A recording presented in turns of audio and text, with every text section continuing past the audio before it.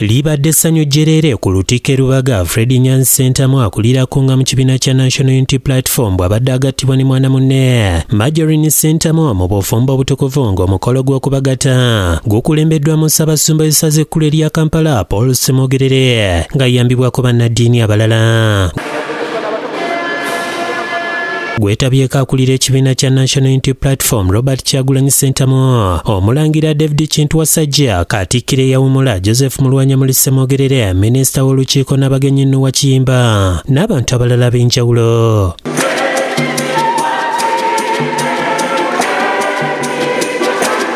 Ssaabasumba Ssemogerere ayozaayozezza Nyanzi olw'okutuuka ku kkula ly'obufumbo obutukuvu wadde nga tebibeera byangu kutuukako. Agambye nti bwe babeera baagala okuwangaaza obufumbo bwabwe balina okwesiga Katonda, obugumiikiriza ate nga bebanyikiza n'essaala Katonda asobole okubaluŋŋamya. Nammwe muze wano kwegayirira nga mugenda okututtira obufumbo si bwammwe, obufumbo bwa Katonda. Katonda oyo akutuwa wetugenda twegayirira. Kyokka Ssemogerere asabye Nyanzi nti wadde alinnyo mu by'obufuzi naye akimanyi nti alina okufaayo eri famire ye ng'agiwa obudde obumala.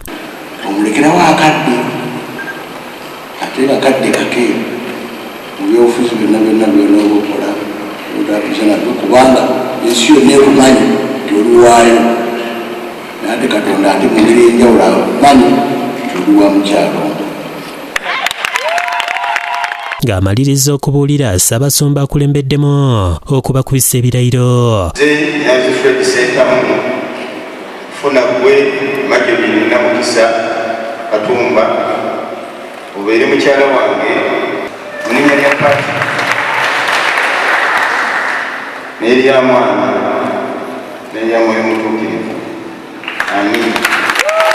Pulezidenti w'ekibiina kya National Unity Platform Robert Kyagulanyi Ssentamu nga muto wa Nyanzi ku lwa famire yaabwe ayozaayozezza Nyanzi olw'okutuuka ku buwanguzi buno, kyokka n'abasaba okwekwasa ennyo Katonda okulaba nga bawangaaza obufumbo bwabwe. Tuweesiza nnyo ekitiibwa, tuweesiza nnyo Eklezia ekitiibwa, naye n'okusingira ddala otuwadde kye tuyita moral authority okukiraga abaana baffe, kuba abaana tebakola kyobagambe wabula bakola kye balabye. Tuna essuubi tujja kuba ne confidence okubiriza abaana baffe okutambulira muno ne Eklezia. Omulangira Wasajja naye ayozaayozezza Banyanzi olw'okutuuka ku kkula ly'obufumbo obutukuvu, bw'atyo n'abasaba okukuumagana basobole okubuwangaaza.